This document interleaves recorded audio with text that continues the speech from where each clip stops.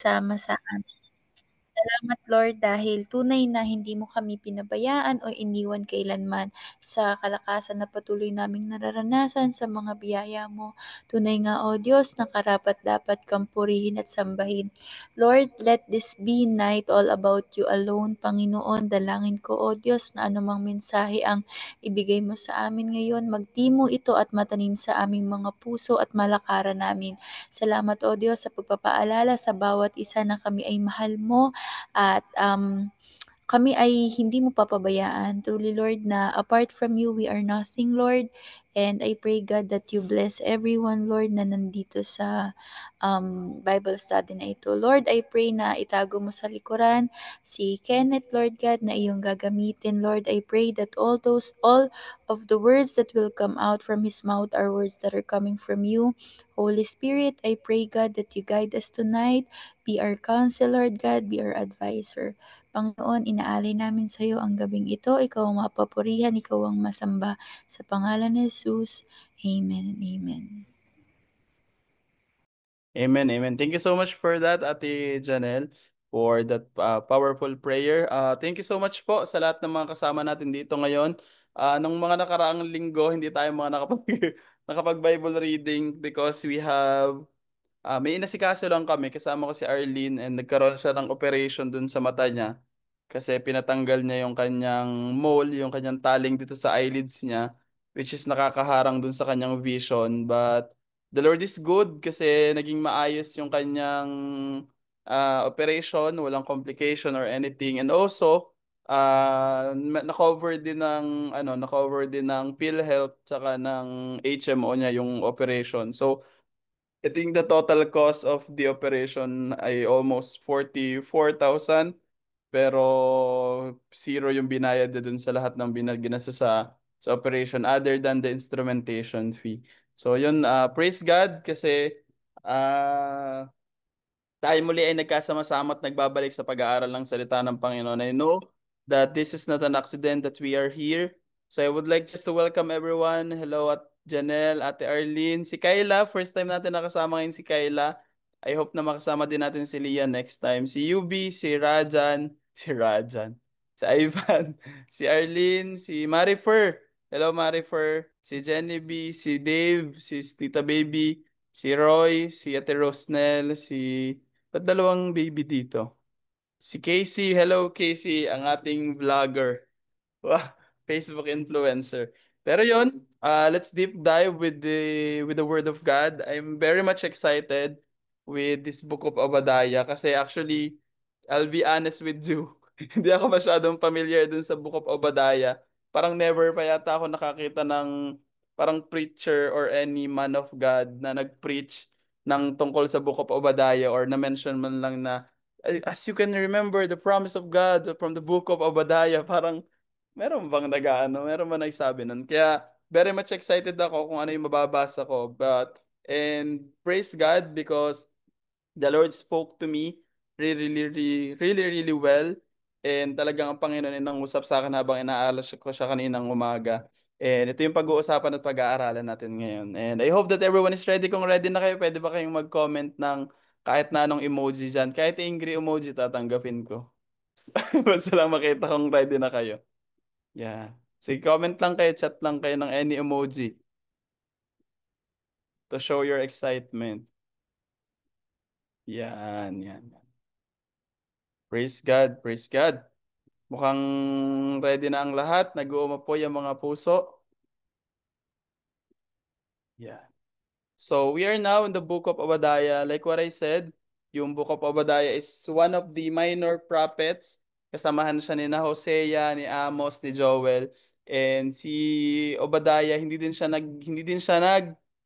iba. He is also a minor prophet na ginamit ng Lord. So we will talk about some of the facts about the book of Obadiah. Pero before that, I would like just to focus on this main verse or springboard verse na pag-aaralan natin dito. So, the Book of Hosea, chapter 1, verse 3. Ito yung pinakang main verse natin hanggang may verse 4.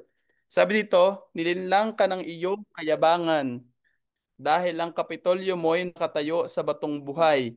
dahil ang tahanan mo ay nasa mataas na kabundukan, kaya't sinasabi mo, sinong makakapagpabagsak sa akin? So it is, nagpapatungkol ito, kinakausap dito ni Obadiah is basically the Edom or yung isang lugar na parang hindi siya Israel, hindi din siya Judah. So it is Edom.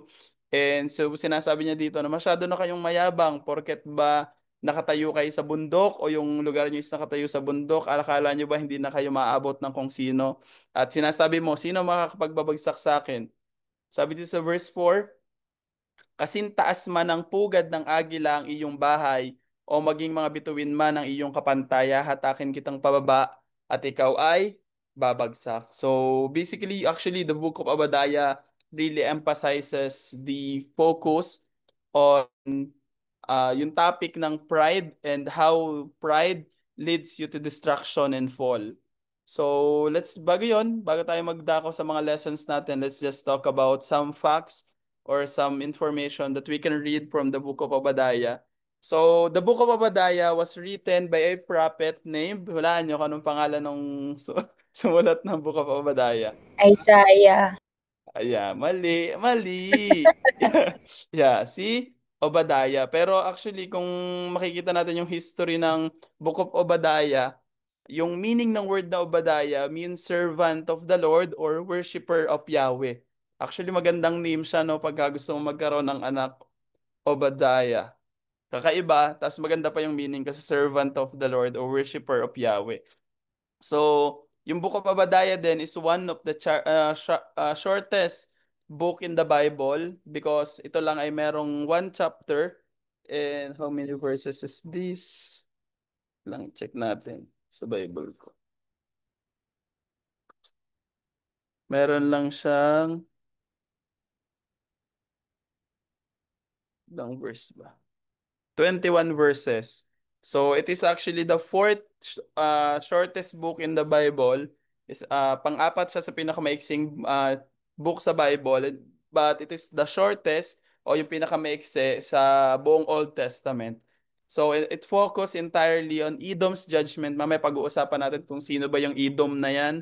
And because of their pride and cruelty toward Israel, their brother nation. So, yan ang mga facts that we can learn for the Book of Obadiah. So, a little historical background, if kung yung Edom is a descendant from Esau, siguro kung nagbabasa niyo na yun sa Book of Genesis, meron si Isaac na dalawang anak, kambal sila. Actually ngayon, lambes ko na din mabasa yung Genesis. Tapos ngayon lang ulit nag-sink in sa akin na magkakaroon nga pala si Esau, tapos si Jacob. So ang panganay dyan ay si Esau, tapos si Jacob naman yung pangalawa. Ang ibig sabihin ng pangalan ni Jacob is parang grabber.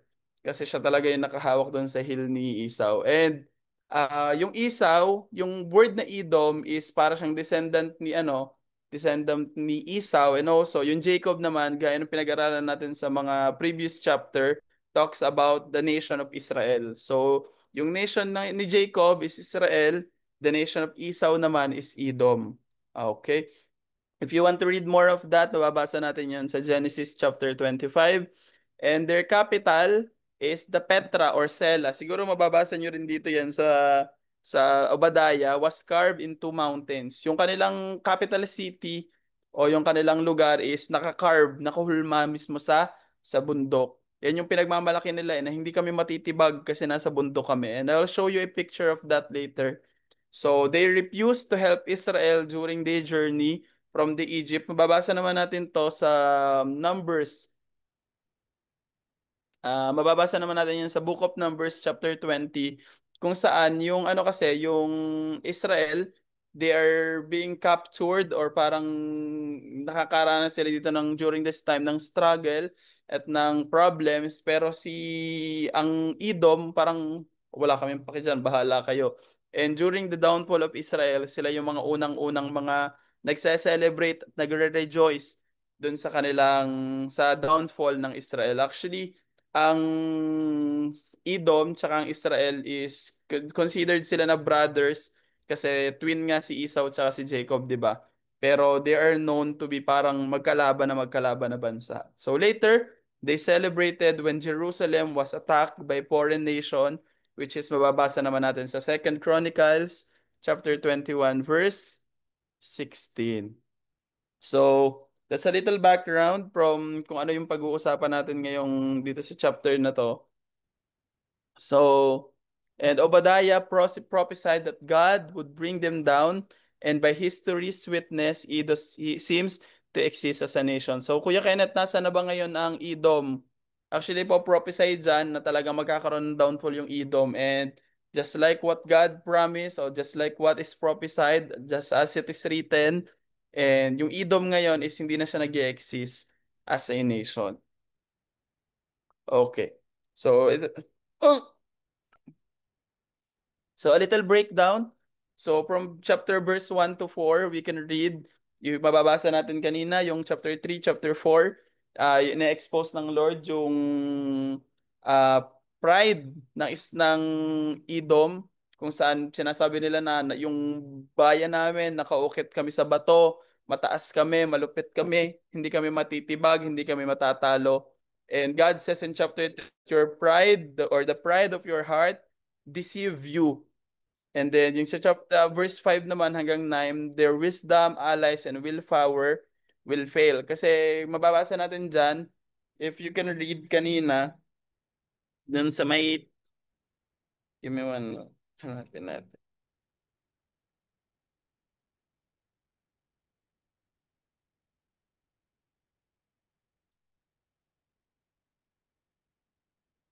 Mababasa nyo dyan, yung isa kasi, ang ano kasi, ang Book of Obadiah, or during that time, yung Edom, parang sila sa mga lugar na punong-puno ng wisdom. And meron silang mga allied country, mga kalapit na country na katulong nila. Tapos tinitingnan nila yung sarili nila na malakas yung bansa namin. Pero God breaks their false security. Yung inaasahan nilang rurok na sila yung malupit, na sila yung magaling. Pero walang, binababa sila ng Panginoon sa kabila ng kanilang pagtataas ng kanilang mga sarili. On the other hand, sa verse 10 to 14, pinakita naman dito yung violence and indifference ng Edoms sa Judah. Kasi during this time, yung Judah and also Israel, nakakaranas sila ng isang struggle na sila'y parang sinasakop yung kanilang lugar. Pero ang ginagawa ng Edom, wala kaming paki sa inyo, silent lang kami. Tapos after nung habang na humihina na yung mga neighboring countries niya, yung Judah and Israel, nag-rejoice din sila at nakisaya din sila, and also nakitulong pa sila para dun sa downfall ng Israel tsaka ng Judah. So actually kung mababasa natin, mas dinidescribe yung scene dito ng Edom as greater, kasi not only yung Edom is gumagawa sila ng masama sa kanilang kapwa, but also yung emphasis kasi dito is gumagawa siya ng masama dun sa kanyang kapatid. Which is parang binibigyan dito ng emphasis na mas mabigat yon. Kasi kapag gumagawa ka ng masama sa iyong kapwa, it is bad. Masama siya. Pero mas mabigat yung kaparusahan o mas mabigat yung sin or yung weight ng sin na ginagawa mo because you are doing it to your brothers or sister.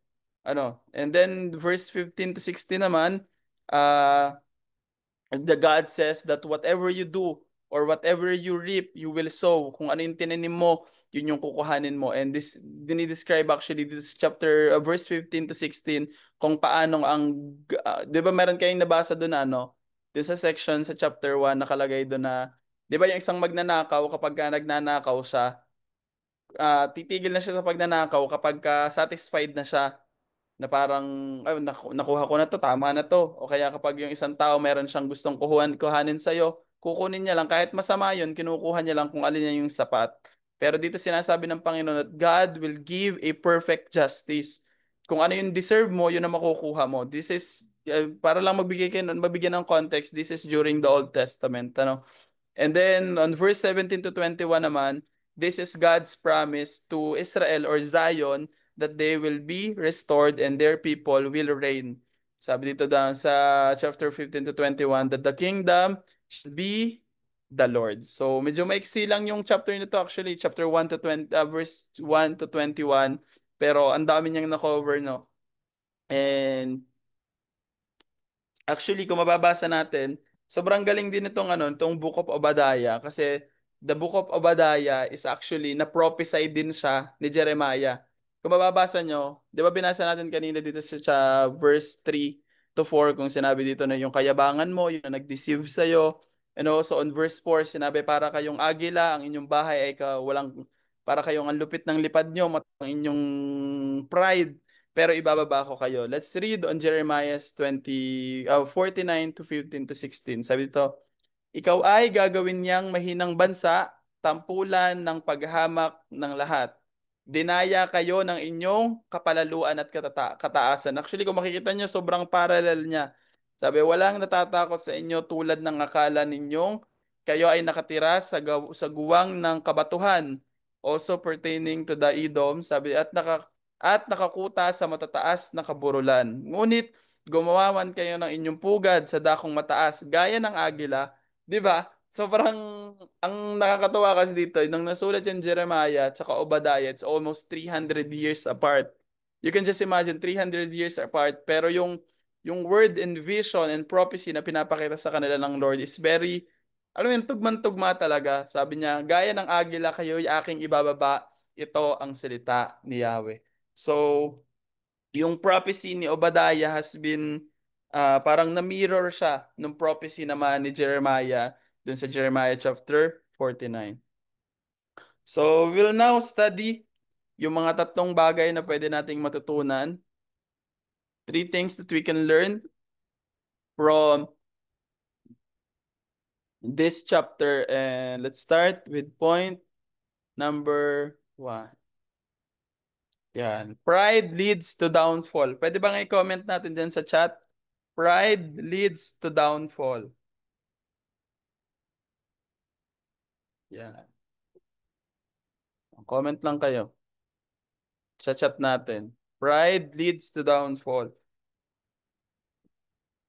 Malinaw na sinasabi lagi sa atin ng Panginoon. Even in the New Testament, sinabi ay yung taong nagpapakababa ay siyang itinataas ng Panginoon. At yung mga nagpapakataas naman ay siyang ibinababa ng Panginoon. It is the same concept even in the Old Testament or even in sa Edom.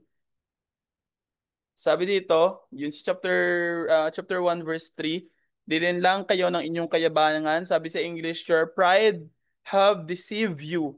Sabi dito sa Bible ko, nakalagay dito ay, let's read from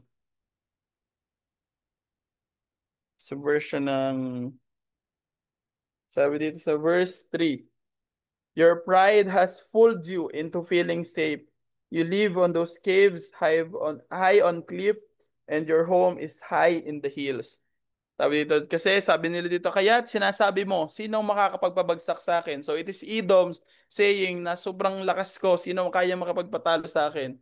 And sabi dito, verse 4, kasi taas man ng pugad ng agila ang iyong bahay o maging ang bituin man ang iyong kapantay, haatakin kitang pababa at ikaw ay babagsak. And when God says something or when God declares something, surely it will happen. Talagang yun ang pangyayarihin niya. And sabi ko nga, plot twist o foreshadowing or ano bang tawag dito? Spoiler alert, ganun nga yung nangyari sa Edom because as you can see in today's age, yung Edom hindi na siya nag exist or it is ceased to exist. Yan. So ito yung Petra City or yung Sela na sinasabi ko. Ganun ang itsura ng city nila. Hindi pala kita dito yung isa. Kita nyo ba? Yan yung sinasabi nung ang galing no? Kasi ito galing sa National Geographic. And ganun yung itsura ng city nila. Yun yung pinagmamayabang nila na gawa sa bundok, nasa bundok yung aming city, hindi kami matitibag. Pero alam nyo ba na dito sa yung lugar ng Edom is actually they are not relatively strong or hindi talaga sila yung masasabi mong malakas na country.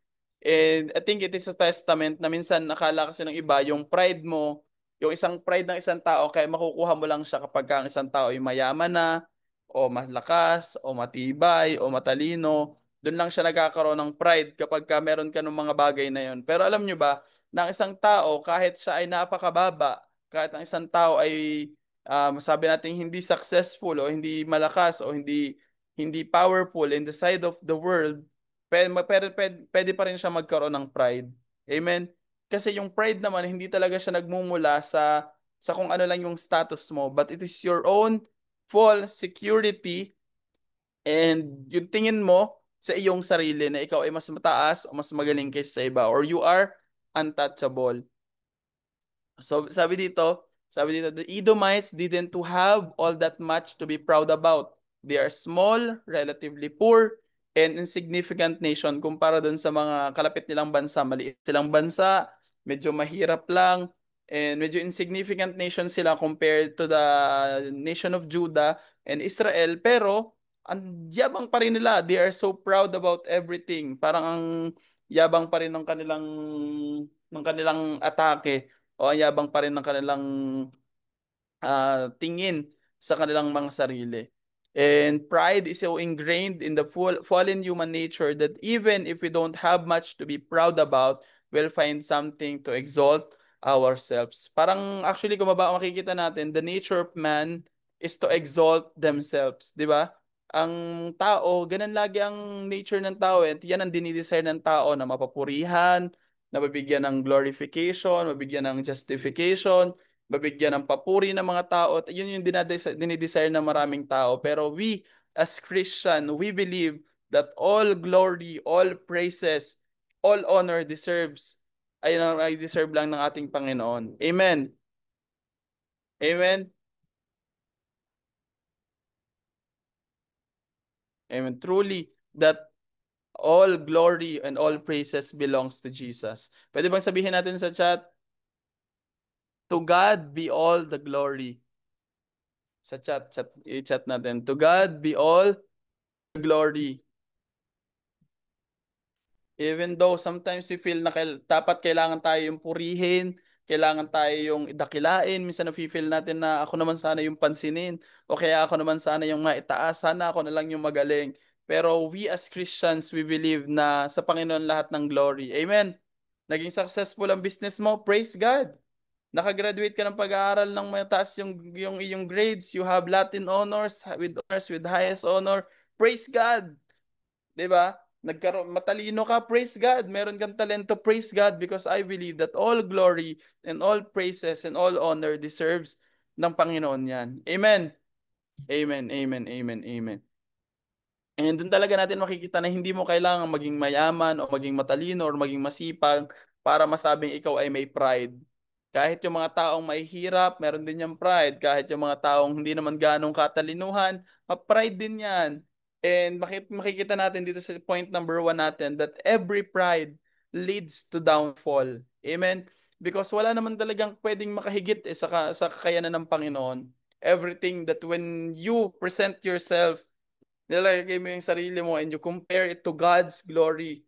Lahat ng meron ka is natutunaw sa presensya ng Panginoon. Everything that you boast about, lahat ng pinagmamayabang mo, pinagmamalaki mo, pinagpaguran mo, pinaghirapan mo, all your pedigree, lahat ng performance mo, it all melts in the presence and the glory and the holiness of God. Amen?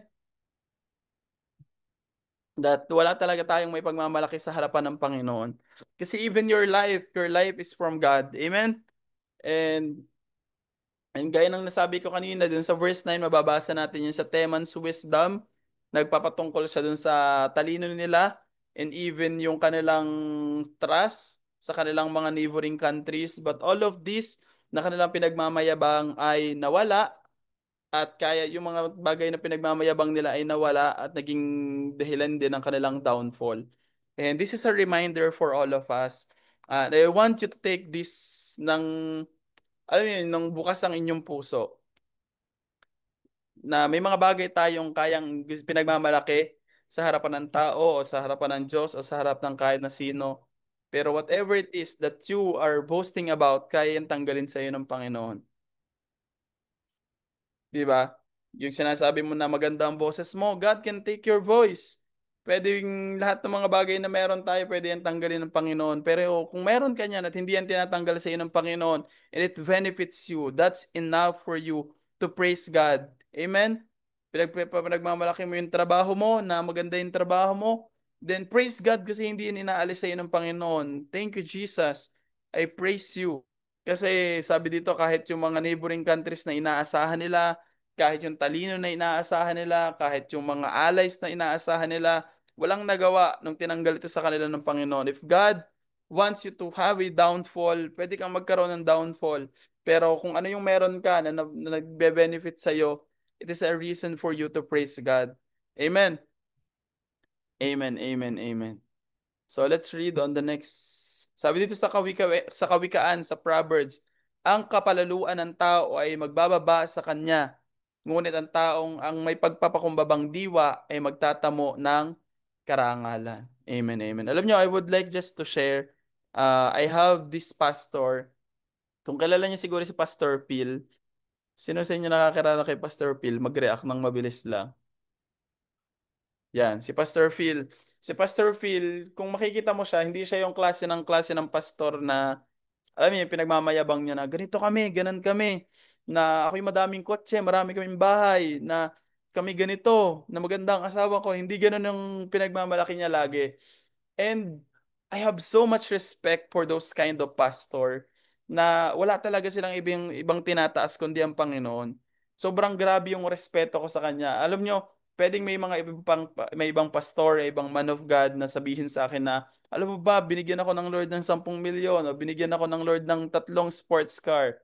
And siguro matawa ako, praise God, ang galing. Pero alam nyo, kapag ang isang tao ay pagkalalo na especially for a man of God, kapag ang sineshare talaga nila is kung ano yung goodness ng Lord, yung greatness ng Lord. Alam nyo, grabe yung respetong nakukuha nila sa akin and grabe yung pagtingin na nakukuha nila sa akin. And actually, yun din yung sinasabi sa Book of Proverbs. Sabi dito, ang kapalaluan ng tao ay magbababa sa kanya, ngunit ang may mapagpakumbabang diwa ay magtatamo ng karangalan. So, sometimes we have this tendency or we have this urge na laging itaas yung mga sarili natin na meron tayong bagong ganito, meron tayong bagong ganan, na ganito ang jowa ko, na ganan ang ganito ko. Alam mo yun, hindi, wala sa aking wala sa aking kaso kung sabihin mo yung mga bagay na yun.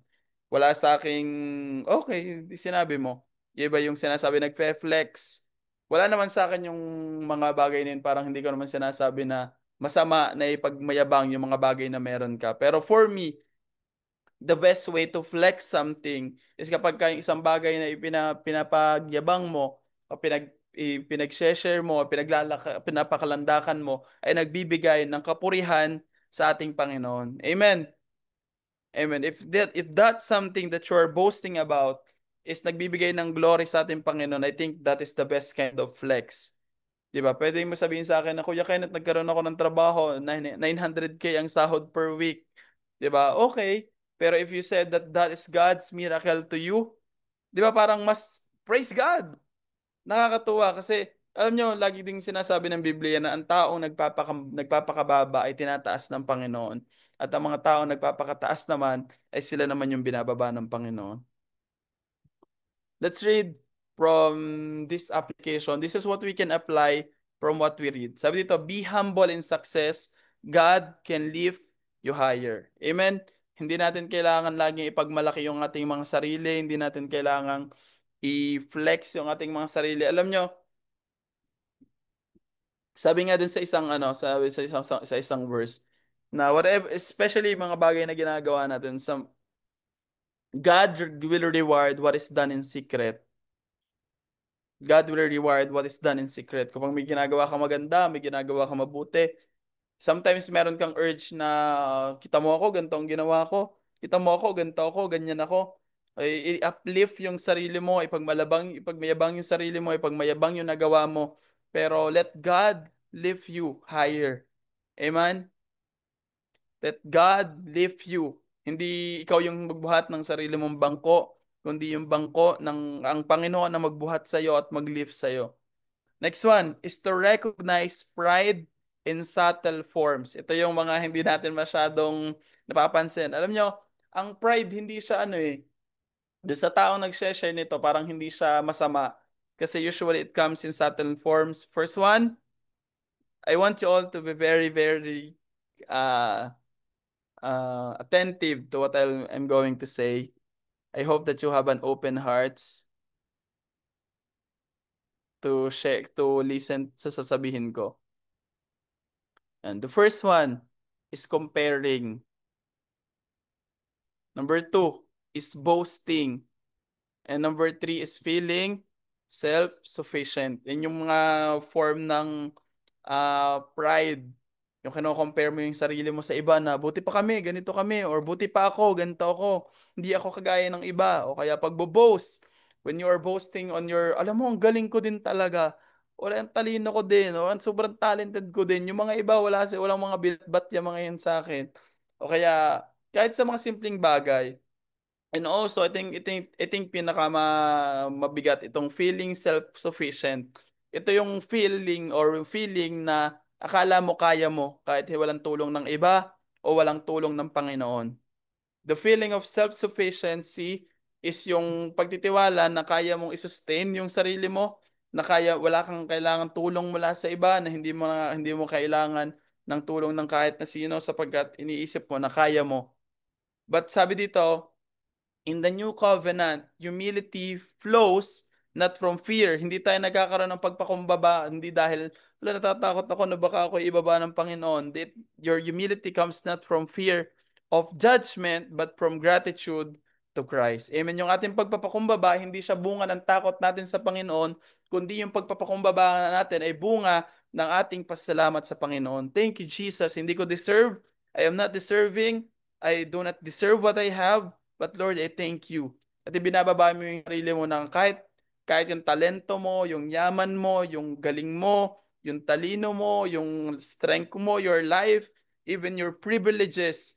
'Di ba? Kapag ka na-acknowledge mo nagmula siya sa Panginoon, talaga makikita mo yung sarili mo na ikaw ay mababa at ibaba mo yung sarili mo sa harapan ng Panginoon at ang Panginoon ang siyang maitaas sa iyong buhay. Amen? Amen. Amen. Sabihin mo nga dito sa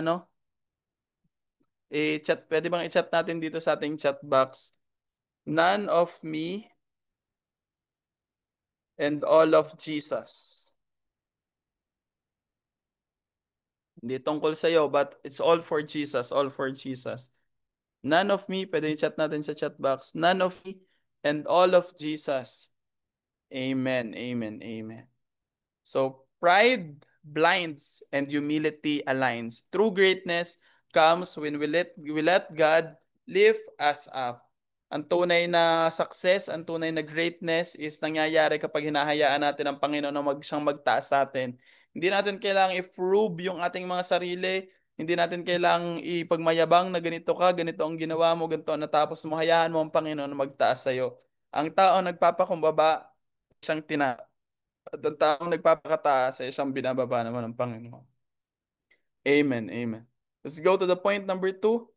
Love does not stay silent. So the context of this, kung nabasa nyo, yung Edom, nakita nila yung struggle ng Israel, nakita nila yung struggle ng Judah, but wala ako dyan ha, hindi ako dyan kasali or hindi ako dyan magsasalita or wala silang pake kung ano yung nangyayaring unrighteousness na nakita nila.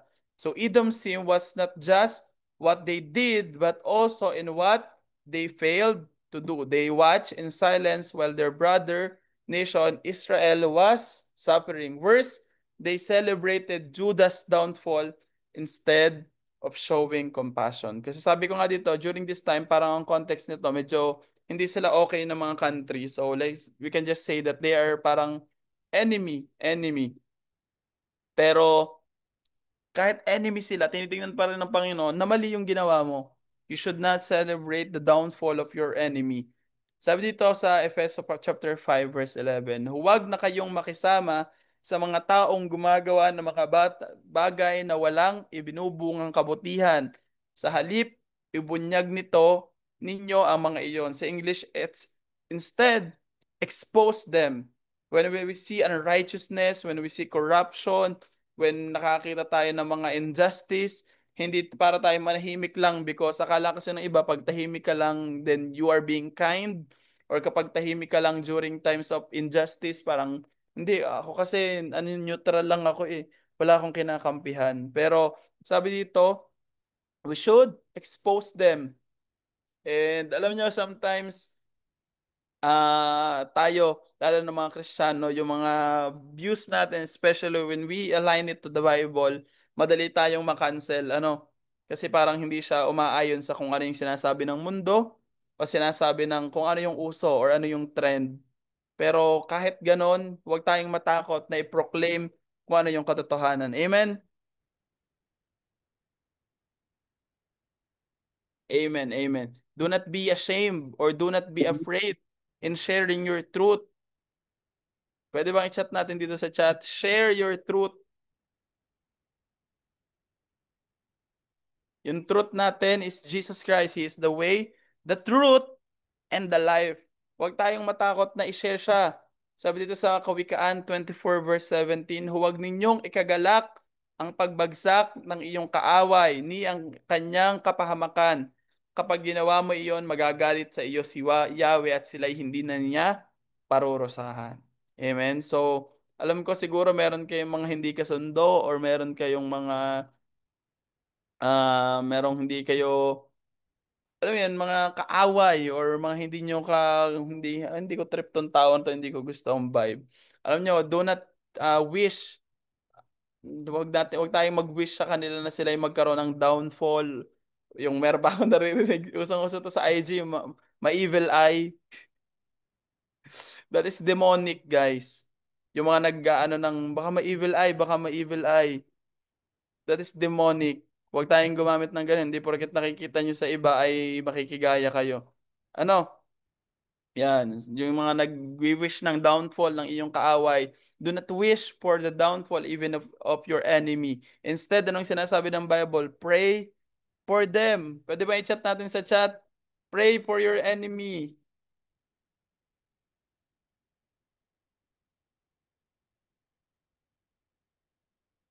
At alam nyo ba, the Bible discusses this, na kapag ka ang isang tao, minahal mo yung taong deserving of love, then what reward will you get from that? Anong reward na makukuha mo kung ikaw ay minahal mo yung mga taong karapat dapat mahalin? Eh, deserve naman nila yun, di ba? Alam nyo ba kung ano yung reward na makukuha nyo when you love someone who does not deserve the love that you offer? Amen. Alam niyo ba sa Bible sabi doon kapag ka minahal niyo yung mga taong deserving ng love, for example, itong tao na to mabait sa akin, very kind, very generous sa akin, mapagbigay, okay kami, goods kami. Pag minahal ko siya, anong reward makukuha mo doon? Ay deserve naman ng taong yun na mahalin. Then you just get what you deserve. Minahal mo siya kasi deserve niya naman mahalin kasi mabait siyang tao, mabuti siya sa'yo.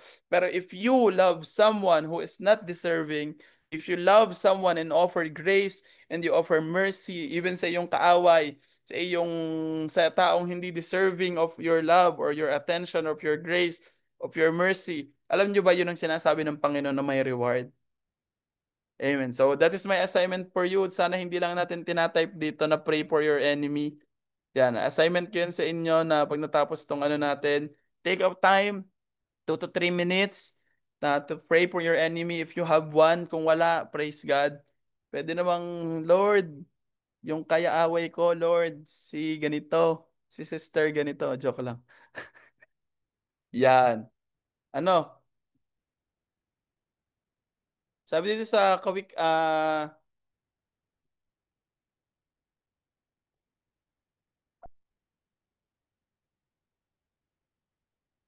ay, sorry. Yan. Brothers and sisters, if someone is caught in a sin, who you live by the Spirit should restore that person gently. But watch yourself, or you may also be tempted. Carry each other's burden. In others' way, you will fulfill the law. And alam nyo, tayo kapag tayo minsan nagbibigay tayo ng offering or ng correction, na nagbibigay tayo ng isang correction sa isang tao, we should do it with grace. Pwede bang i-chat natin dyan? With grace. Marami akong, alam niyo, guys, I just want to share this. Maraming tao na isasabi na sabihin mo yung totoo, kahit masaktan sila, okay lang yon. Well, I agree partially with that kasi ako naniniwala ako na kapag ang isang katotohanan, sabihin mo man o hindi, yung isang taong offended dun sa katotohanan, ma-offend talaga siya. Pero ako, I believe that correction comes with grace. Amen. That correction comes with grace. Hindi pwedeng sabihin mo lang sa kanya, ganito ka kasi mapupunta ka sa impyerno, ganan. The sabi even the Bible says that you should offer correction of sin, correction ng righteousness with grace. Kasi kapag ang isang truth is no-offer mo siya with no grace o wala ka man lang grace na ibinibigay dun sa tao na yon na sobrang harsh mo, it is just brutality. That is just brutality. The Bible said, ito yung gusto kong i-emphasize dito, that love is not tolerant is not tolerance of sin. Yung pagmamahal po natin ay hindi siya yung pag-tolerate ng sin. Amen. Ang atin pong pagmamahal ay hindi siya nagto-tolerate ng sin na okay lang yan, sister. Mahal ka naman ng Lord. Be who you are. Ano, live your truth, sis. Yan. Di ba naririnig natin yan na mabuhay ka kung anong gusto mo. Kasi mahal ka naman ng Lord. Okay na yan. 'Di ba? When God, if you are familiar with the story, yung babaeng nakikiapid, nakita sila ni Jesus, God gives that woman a grace. Binigyan ng Lord yung woman na yun ng kung sinong gustong bumato, siyang unang bumato dito sa babaeng to. 'Di ba? Walang bumato. Jesus is the only one who is worthy para batuhin yung babae na yon. But he did not. Hindi siya bumato. Pero madaming tao nakakalimot nung isang parte ng story na yon. God said, after offering grace, sinabi niya, go and sin no more. Kapag po tayo nagbibigay ng grace, hindi dapat natin tinotolerate naman yung sin. Sabi niya, go and sin no more. Sabi, love warns, correct, and lead others back to God. Amen? Not to condemn, but to protect and to restore. And ito yung maraming kamalian ng ibang tao na kapag ka nagbibigay sila ng correction, ang ginagawa nila yun para ikasira ng isang tao, ika-downfall ng isang tao. But every correction, every warning, or everything that we do para makorek or ma-rebuke yung isa nating kapatid, maging ang ating intention with that is to protect them and to restore them and to lead them back sa Panginoon. Amen? Amen, amen, amen. Yan. Part number 3. Actually, I will talk about this siguro sa mga next series ko sa mga following months sa church. Pero God is faithful in His covenant. Pag sinabi kasi natin covenant, ngayon kasi sa time na to, in this generation, wala na naman masyadong gumagamit ng covenant. Siguro mas familiar kayo is the word the contract. 'Di ba? Pag sinabing kontra, kung ano yung nakasabi sa kontrata, yun yung susundin. Ayun yung gagawin. Yun yung kung ano yung nakapromise doon, na bibigyan ka ng 13-month pay pagkatas ng ganito, dapat mabigay. Kapag hindi nakabigay, ibig sabihin na-break mo yung covenant o na-break mo yung contract. 'Di ba? Sabi dito, God is faithful in His covenant. Let's read. Sabi sa Obadiah chapter 1 verse 17, ngunit sa bundok ng Zion, Zion refers to Israel, na magkakaroon ng kaligtasan, magkaroon ng kabanalan, at ang kinin ang sambahayan Jacob, Jacob is Israel, ang kanilang mana. Makikita natin dito, from the previous book na binasa natin, 'di ba? Makikita natin na ang Israel ba ay itinuturing ba silang ang Israel na mabuting country? Sino nakakaalala? Yes or no? Yes or no lang. Okay ba na bansa ang Israel base sa pagkaka-describe natin dun sa mga nabasa nating mga chapter? Chat lang kayo. Yes or no? Maayos daw ba silang country? Talagang very worshipful ba sila sa Lord? Very kind ba sila? Ang sagot ay no. 'Di ba? Nagwo-worship sila ng mga idols, sumasamba sila sa mga Diyos-Diyosan, meron silang ano ng korupsyon, meron silang mga sexual immoralities, all of this.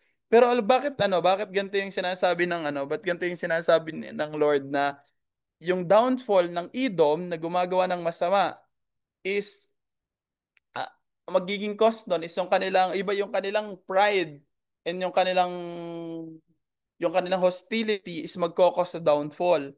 On the other hand, mababasa natin dito the Zion or the Israel or the nation of Jacob, ang ino-offer sa kanila ng Panginoon, lahat ng mga mana sa inyo mapupunta o binibigyan pa sila ng restoration o binibigyan pa sila ng alam mo yun, parang restoration, binibigyan sila ng fruit, binibigyan sila ng victory Samantalang parehas namang masama tong tao na to. The answer to that is this verse. Let's read. Sabi sa Genesis 12 verse 3, ang sa iyo'y magpala ay aking pagpapalain, ang sa iyo'y sumumpa ay aking susumpain. Sa pamamagitan mo lahat ng mga bansa sa daigdig ay pagpapalain. Amen. That is the answer to that. This is God's promises. This is Yahweh's promises kay Abraham. Ito yung pangako niya kay Abraham na kung sino magpala sa lineage mo, sa country mo, i-bless ko. Kung sinong sumumpa sa country mo, isusumpain ko din. Kasi God, that is my covenant to you. This is my promise to you. And as we all know, the chosen country or yung blessed na country na tinutukoy dito is the nation of Israel. So it is not by merit, hindi siya sa pamagitan ng action na ginawa ng Israel, hindi siya sa pamamagitan ng faithfulness ng Israel, hindi siya sa pamamagitan ng goodness ng Israel, hindi sa pamamagitan ng goodness and obedience of the nation of Israel, but it is God's faithfulness in His promise. Tungkol siya sa faithfulness ng Panginoon, ni Yahweh, ni God, sa kanila na kung ano yung promise ko sa inyo, I will give it to you. I will do this to you. Amen? Na ginagawa to ni Jesus Christ hindi sa merit ng nation of Israel but because God promised it to Abraham. Sabi nito ba, let's read from Awit chapter 5 verse 8 to 10. Ang tipang pangako'y laging nasa isip niya kailanman. It is talking about God, that God never forgets His covenant. Ang mga pangakong kanyang binitawan sa lahat ng angkan. Ang tipan ng Diyos ay unang ginawa niya kay Abraham at pinangakong ginawa rin kay Isaac na lingkod na mahal. Sa harap ni Jacob, as you can see here, Jacob o Israel, ang pangakong ito'y kanyang pinagtibay. Para sa Israel, ang tipan na ito ay pang walang hanggan. We can see that despite of unfaithfulness ng nation of Israel, because God is a faithful God, because God is a God that answers His promises or keeps His promises, nangyari kung ano yung nangyayari sa kanila, di ba? And yun yung character ni Lord eh. Hindi siya pwedeng magsinungaling at hindi niya pwedeng i-break yung promises niya. Unlike sa mga tao na ang tao pwede silang makalimot sa pangako niya pero ang Panginoon hindi siya nakakalimot. Amen?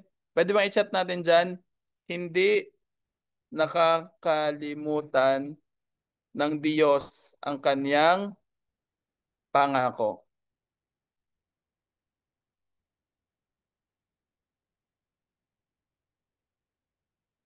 Hindi nakakalimutan ng Diyos ang kanyang pangako. Let's chat.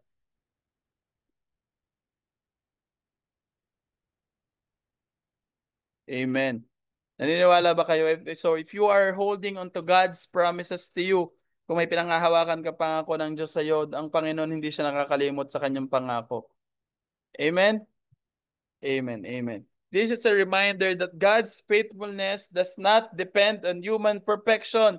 It depends on His covenant and character. It is all about Jesus. It is all about His covenant. It is all about His character, His faithfulness. Amen. He is a covenant-keeping God. Sabi sa Galatians chapter 3 verse 28 to 29, wala nang pagkakaiba ang Hudyo. This is now talking to us, yung mga new believer na Christians under yung dati kasi they are blessed kasi sila ay lahi ni Abraham. Sila ay pinagpala, sila ay may pabor, sila ay may blessings because they are under the lineage or dun sa lahi ni Abraham. Pero tayo ay nasa ilalim na ngayon ng lahi ni Jesus. Listen carefully to this. Sabi sa Galatia, wala nang pagkakaiba ang Hudyo, who is Israel, yan mga Israelita, at mga Griego, sa ibang version ay Hentil, ang alipin at ang malaya, ang lalaki at ang babae, kayong lahat ay iisa na dahil sa inyong pakikipag-isa kay Kristo Jesus. Kayo daw ba ay nabigyan ng ano? Nabigyan ng pagkakaisa o ikaw ba ay binless? Ikaw ba ay nakitang pinagpala ng Panginoon dahil ikaw ay mabait daw, matalino, masipag, magaling, mayaman? Hindi. Because you will now receive God's blessing, you will now receive God's promise, God's covenant, because nakipag-isa ka kay Kristo Jesus. Wow. not by your own merit, not by your own action, not by your own strength, not by your own wisdom, but ito yung pakikipag-isa mo kay Kristo Jesus. Anong sabi dito? At kung kayo'y kay Kristo, kayo'y mga anak ni Abraham at tagapagmana ng pangako ng Diyos. Amen. Alam niyo, habang binabasa ko to and inaaral ko siya, I cannot stop smiling. Glory to Jesus. Napakabuti ng Panginoon na yung pagpapala na binibigay niya sa iyo, yung kindness, your favor, yung grace, yung mercy na binibigay niya sa iyo and the promises na ino-offer niya sa iyo does not correlate sa yung merit, sa talino mo, sa sipag mo, o sa kung ano man yung ginawa mo para sa Panginoon, not even your performance, kundi ito yung pakikipag-isa mo kay Kristo Jesus. Dati nakaka-receive sila ng favor at ng blessing at ng restoration dahil sila'y lahi ni Abraham. Pero ikaw mas higit ka kasi ikaw nasa lahi ka ni Kristo Jesus. Amen. Sabi doon, those who repented on their sins, yung mga taong nanampalataya kay Jesus Christ, sinabi doon sila ay tinuturing na at binibilang na sa pamilya ng Diyos. Amen. Sabi dito, tagapagmana ng pangako ng Diyos. Pwede bang i-comment natin dito? Ako ay tagapagmana ng pangako ng Diyos. Amen? Ako ay tagapagmana ng pangako ng Diyos. Hallelujah, hallelujah. And I hope that encourages you. Wow, napakagandang mensahe para sa ating lahat. 'Di ba? Sila, yung nation of Israel, they are blessed kasi meron silang lahi ni Abraham. Pero tayo, dahil tayo nakipag-isa na kay Kristo, tayo ang tagapagmana ng pangako sa atin ng Panginoon. And the good thing and the good news is God is a covenant keeping God. Ang Panginoon ay hindi siya nakakalimot sa kanyang pangako sa iyo that He will bless you, that He loves you, that He is a merciful God, that He is a gracious God, that His favor is upon you, and you are now a child of God. Amen and amen. Pwede bang i-comment natin, pwede bang mag-comment tayo ng amen sa chat box if you agree that you are now if you are now a child of God. Amen, amen. Paunahan, top 5 lang, ang makaka-receive ng pangako. Joke, joke lang. Joke lang. Yun, praise God, praise God. So before we end, let's just have a quick prayer. Let us close our eyes and can we take this moment? I'll give you a few seconds to thank the Lord. Thank you, Jesus. You are good, you are good. You are amazing God, you are amazing God. Thank you, Jesus. Hallelujah. Hallelujah. Salamat Panginoon sa araw na ito na iyong pinagkaloob.